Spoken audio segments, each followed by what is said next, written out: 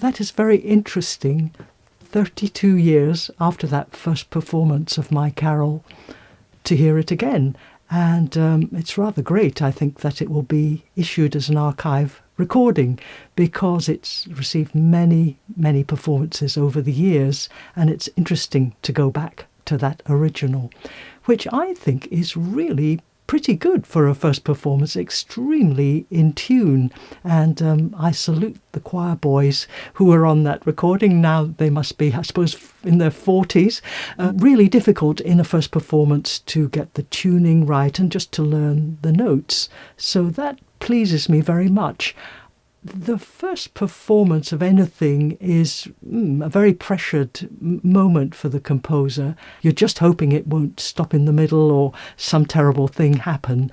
And I certainly am aware of the other listeners around me, and on a very simple level, I'm always hoping they won't cough or do other things that would obscure the actual sound. Once again, with our archive recording, I'm impressed by that the congregation seemed to be listening very carefully.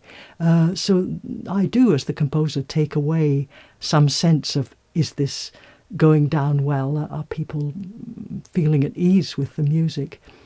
But also, as the composer, I'm thinking at 1,000 miles an hour about all the impressions I'm getting of the music, the harmony, the rhythm, the words, the sound quality.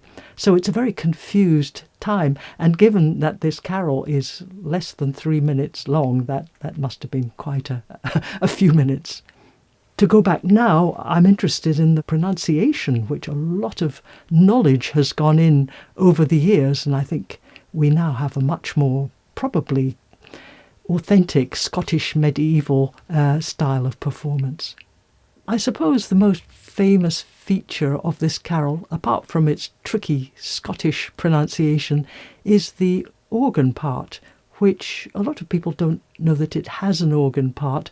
It's just one single phrase on the pedals under the word Illuminare. And I think this did come from my years as a student at King's, marvelling at the really deep sounds that were available on the pedal, and in fact always hoping that people would play those monstrously low pedal stops occasionally.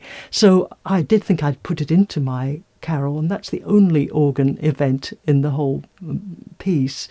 But I think it has a good acoustic effect of giving a kind of mysterious wobble to the word Illuminare, and so in a sense it's an attempt to paint that word.